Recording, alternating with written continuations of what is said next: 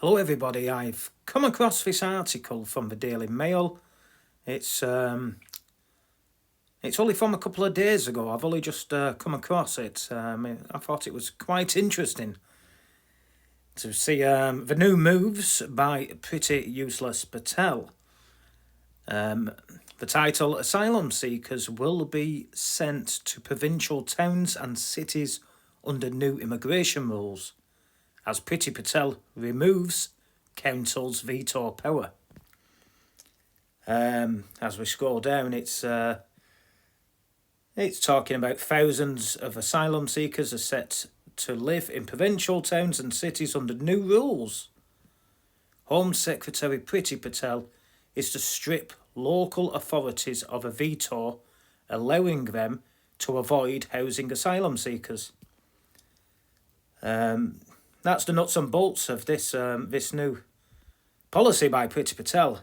Councils under the old system, local authorities can raise a flag, which means asylum seekers can't be dispersed in their area.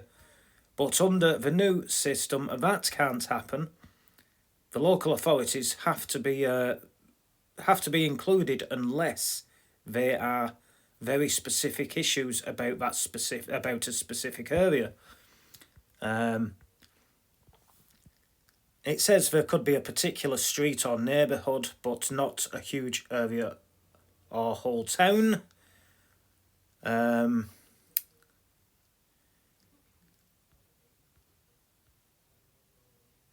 proposals set out by the Home Office earlier this year, local authorities will not be expected to accommodate more than one asylum seeker for every 200 local residents. So yes, as we know, it's talking about because the hotels, it's talking about the asylum seekers basically. The public aren't happy that they're being hosted on full board in hotels at a cost of £5 million plus every single day, and the taxpayers paying for it. But giving them houses, and we've got a shortage of houses in local authorities on full board is going to be just as expensive. So this is a bit of a smokescreen by Priti Patel, and actually, I don't think it's a good idea. I mean, there's many people in big cities and towns who will be happy, and I always live in towns that have these asylum seekers housed, and the local authorities under the old system, like it says, the local authorities can say, no, we don't want any asylum seekers. But of course, we know the northern towns, in particular the Labour-run northern councils, they can't get enough of these asylum seekers flooding towns and cities across the country, not just in the north. It's not just Labour councils, Tory councils too. Like I always say, whether you vote red or blue, you get the same result, and it's not for the British people. Is it a good idea? I don't think it is, because it's nice to escape, isn't it, to a little countryside town or village that really does feel like England. There's many little towns and villages in the countryside that have no diversity, and I think that's a good thing. We need to be very careful here, because it's clear that the plan from the government is they want diversity everywhere in England. So now they've removed the council's power to say, no, we aren't having asylum seekers. It said there that they're going to expect everywhere to have... they're going to expect everywhere to accommodate more than one asylum seeker for every 200 local residents. So yeah, you could figure out in your population, divide it by 200, and that's how many asylum seekers they're going to expect you to have. It's quite simple. leave the United Nations Refugee 1951 Convention, the 1951 Refugee Convention by the United Nations. You leave that. You leave a whole load of other policies from the United Nations that prevent you from removing these people and prevent you from stopping them to come into the country. Because these are outdated. I mean, 1951. In 1951, you didn't have any asylum seekers coming over the channel in dinghies, and now we're getting sometimes over 1,000 in a 24-hour period. And the British people, they don't want it. We left the EU to take control of our borders.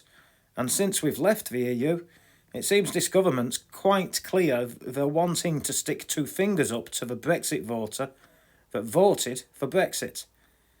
They're sticking two fingers up to you. If you haven't realised, they're saying, haha, you wanted us to take control of the borders. We said we'd do it. We're sticking two fingers up to you. Now you're seeing that you were powerless. To me, that's what the message is to the people. It's like, we are the elite and we are going to do what we want regardless of your views. And I mean, the vast majority of this country doesn't vote. I wish that was different, but out of the people who vote, the vast majority either vote for Labour or Conservatives. And if you're one of them people, you're an idiot. You're an idiot. People who vote for red or blue are an idiot. Because regardless if you vote for Tory or Labour, you get the same result. Now let's have a look at the... there's some data here. I found this interesting. Let's have a look at the Great Replacement, because it's talking about student visas. Now, people from foreign countries who come to the United Kingdom on a student visa, they're allowed to get a job after they finish their studies, and they don't go back to where they came from. They all stay in this country. So bear that in mind. They haven't just come here to study. They're going to stay here. They're going to get a job here and they're going to stay here. And just think of that housing shortage. I think we're already 1.2 million homes short for the amount of people living in this country anyway. That's rising by the day with the amount of dinghies coming over the channel. So yes, right, I'll read out the data from the students' visas, which is very interesting.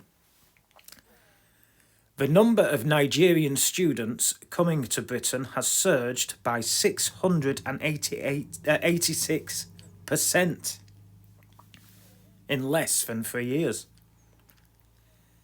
In 2019, 8,384 students came from the West African nation. But in the 12 months to June this year, the figure was 65,929. So you can do the maths there for yourself, can't you? Just short of 66,000 minus 8,384. You can see there. Well, it's around about 58. It's around about 58,000 more students from Nigeria who've come here in the last 12 months as opposed to 2019. Indians overtook Chinese to become the largest student group with just under 118,000. 118,000! Wow! Sponsored study visas issued, a rise of 215% on 2019. There was also a huge increase in Pakistani students, up to 377%, to total 23,490. The total number of student visas granted in this year to June was just under 487,000. Up 71% on 2019. A graduate visa route, which launched last year, now allows foreign students to live and work in this country for up to 2 years after they graduate. If they later find a job, if they later find a qualifying job, they are also able to transfer onto a skilled worker visa, a potential route to citizenship. There's some spiel about an Oxford University observatory. Said the scheme had made the UK more attractive to Nigerians. I wonder why that scheme there, which allows them, if they want to end up staying in the United Kingdom as long as they get a job and they become a citizen. I wonder why that scheme has made it more attractive to Nigerians, ladies and gentlemen. It's not rocket science, is it? So we've got a government here who are creating schemes that they know full well are going to incentivise and attract foreign students into our universities. Of course, their places will be at the expense of British students.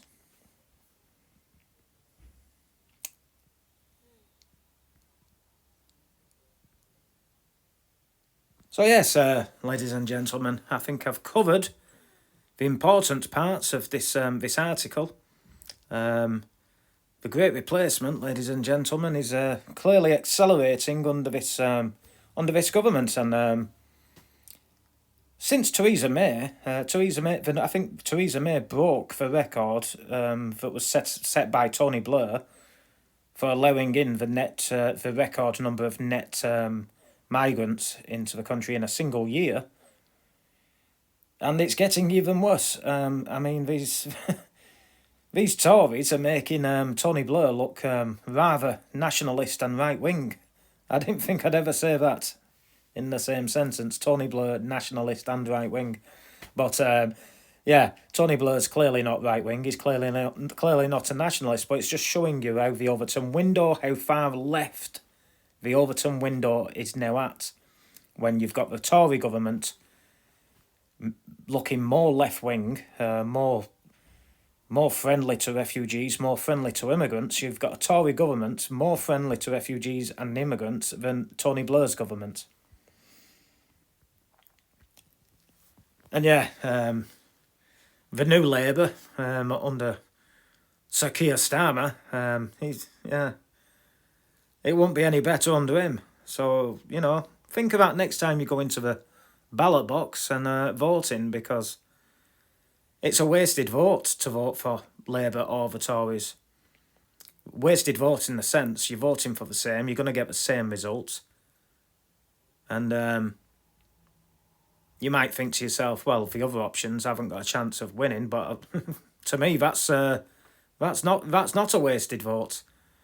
And if everybody else thought the same, then you could be in for a shock at elections. Who knows? But you need to go in that ballot box with that mindset, thinking, right, main three parties, 4 parties if you class the Green Party, they're all wasted votes, because you get the same result. Have a look at these smaller parties. Your votes would be far more useful to vote for the smaller parties or an independent candidate. I've studied elections as an independent candidate, so you might, if you have a look at your independent candidates, you might see that they think very much alike as what you think in politics. And there's some stats here. It came after new figures showed asylum claims have hit the highest level for 20 years, with 63,089 applications in the year to June, including dependents. The claims covered more than 75 people. 75,000 people, sorry. The surge has been driven by huge numbers of arrivals in small boats across the Channel, 94% of whom go on to claim asylum. Latest figures from the Ministry of Defence revealed 804 migrants arrived from northern France on Thursday. So that's in a single day, 804 migrants arriving in a single day. Sometimes it's higher than that. Sometimes it's up to 1,000 or above 1,000. But yes, this takes the year's total so far to 24,090.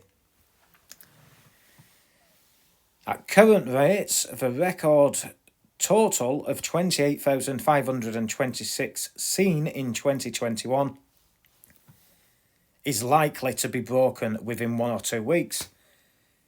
People really do need to, you need to find your local MP, go to the local MP's office, find where it is in your town. You've all got a local MP's office in your town. Email them, try and make an appointment so that you can see them when they're going to be at the office, or just turn up there and tell the staff in that office how annoyed you are and how upset you are about this constant flow of immigrants across the channel, because we are paying for it. Like I said, it's already £5 million plus every single day.